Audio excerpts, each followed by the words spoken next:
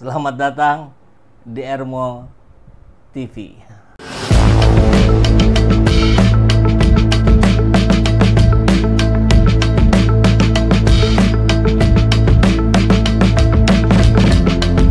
Bersama saya, Saiful Zaman, kebaikan yang terorganisir akan selalu mengalahkan kejahatan.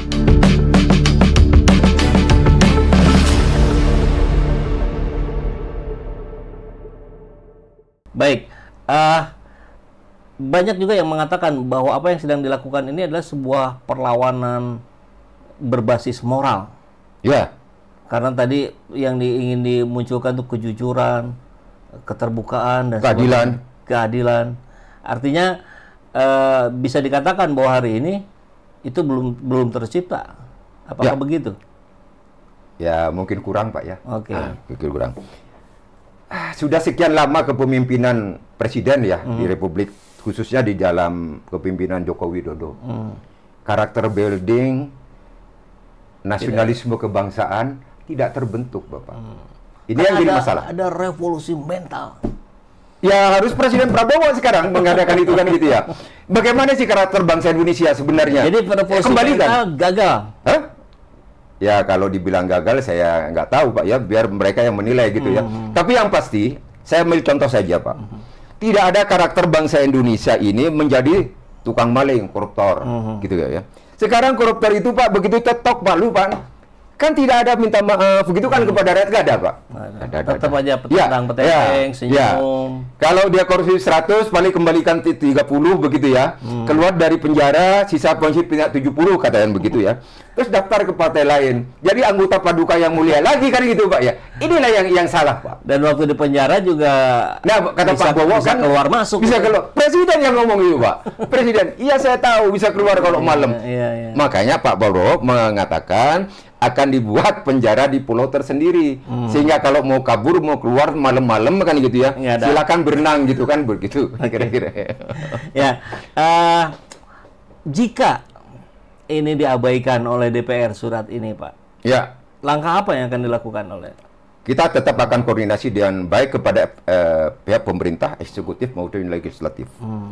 Tapi kalau pada akhirnya juga tidak mau, dan berita ini kan sudah mendunia, Pak ya, bukan hanya milik orang Indonesia, Pak, karena semua informasi IT ini sekarang kita bicara pun Amerika mungkin tahu, Pak, kan begitu ya. Jadi masalah ini bukan rahasia lagi, tetapi sudah milik rakyat. Nah, apakah rakyat nanti bertindak sendiri? Ini yang harus diwaspadai oleh Presiden Prabowo. Karena begitu rakyat melakukannya sendiri tanpa kendali, wah ini repot, Pak, keamanan. Begitu keamanan tidak terjamin, maka pertahanan juga tidak terjamin. Karena kepentingan negara lain untuk masuk sudah sangat terbuka. Itu. Nah, kalau ini kembali ke acara yang baru kemarin dilaksanakan di Bandung, kan bukan juga hanya membahas tentang support dukungan masyarakat Bandung dan Jawa Barat terhadap Purnawirawan TNI, 8 pernyataan itu, tapi juga terhadap proses penegakan kejujuran dan keadilan terkait dengan polemik ijazah Jokowi. Nah, kalau Pak Pur sendiri, katakanlah kalau bisa dianggap mewakili dari Purnawirawan TNI forum itu, apakah ada juga intensi ke sana, atensi ke situ, ikut menyelesaikan beberapa hal terkait itu, atau lepas beda kayak yang kemarin itu, Pak? Dua-duanya sama, Pak. Mencari kejujuran dan keadilan. Baik, kata kunci sesi itu. Iya, esensinya itu. Jujur dan adil. Baik itu 8 tuntutan, itu kita melihat ada ketidakjujuran proses hukum dari awal. Kan gitu terhadap Gibran ya. Ada ketidakadilan, baik secara hukum maupun yang mana-mana pun. Begitu. Nah, kembali lagi ke masalah yang kedua, Pak, respon CS tentang ijazah. Ijazah Pak Jokowi. Diduga begitu, Pak, sama. Jadi ini sebenarnya teman-teman itu hanya mencari satu jawaban kejujuran saja, Pak. Nah, kalau Pak Jokowi sudah mengatakan bahwa saya akan tunjukkan ijazah asli saya di pengadilan, harusnya pihak yang berwajib yang menangani tentang hukum ini diarahkan lepas sampai ke pengadilan. biarlah di sana satu sama lain saling memberikan data. Mana yang benar, kan begitu Pak ya. Nah kalau begini kan jadi polemik Pak. Ya, ya. Tidak baik gitu. Ini Pak Prabowo, Pak Presiden harus segera selesaikan.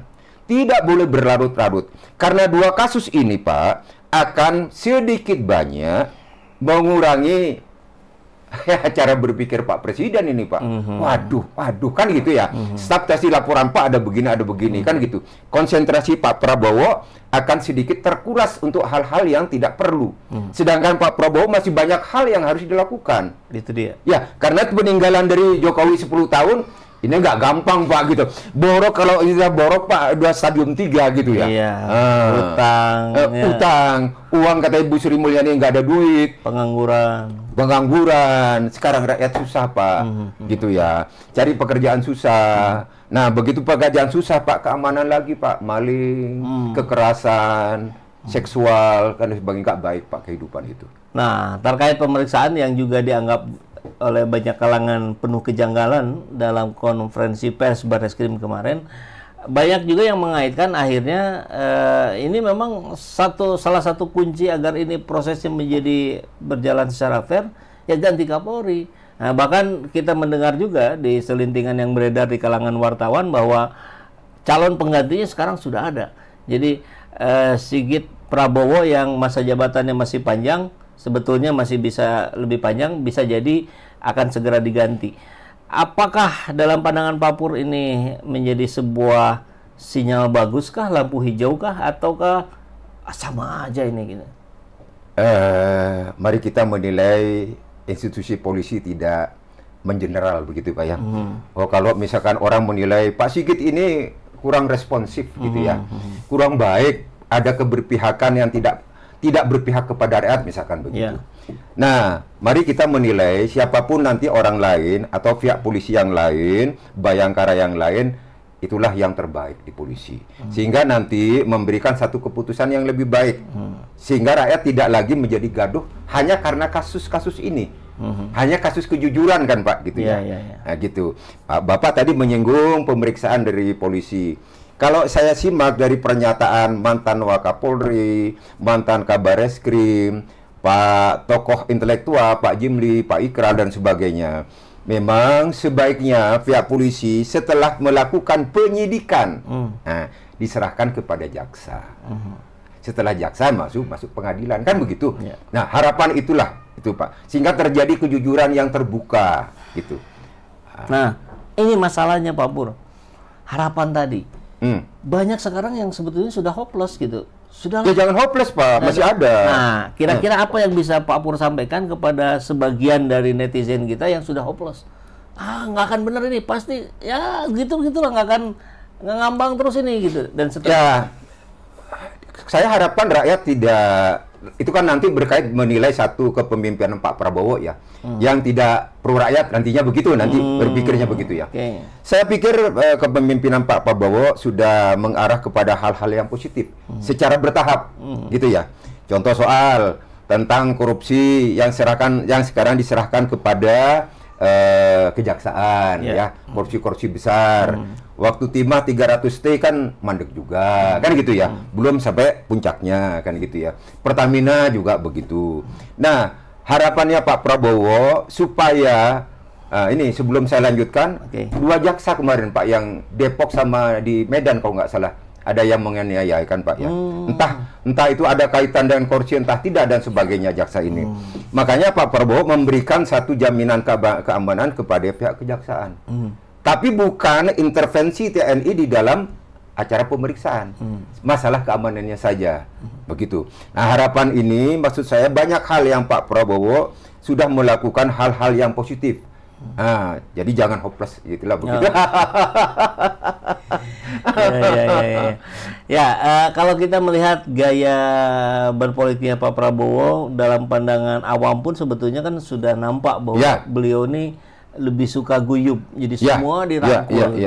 Bahkan setelah menyatakan Forum Purnawirawan TNI menyatakan 8 tuntutan pun diundang pula kan, kemudian bertemu dengan para purnawirawan TNI. Ya, PPAD dan sebagainya.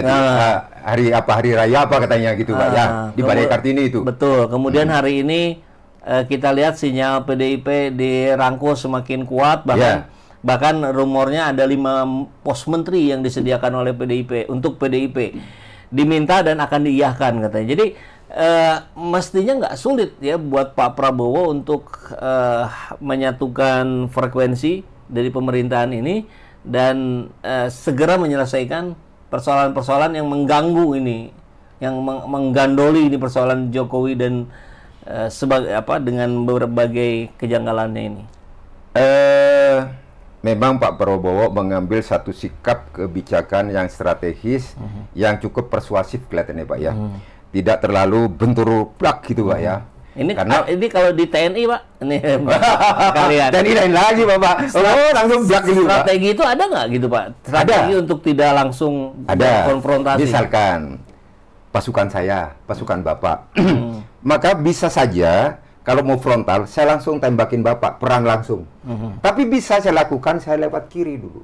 Nah, sehingga nggak kelihatan gitu Pak. Maksudnya biar apa Pak? Nggak langsung. Korban saya tidak banyak. Sasaran direbut, tujuan sedikit tercapai, tapi korban dari pasukan saya sedikit. Kalau dibilang dalam satu pertempuran tidak boleh ada korban, nggak mungkin Bapak.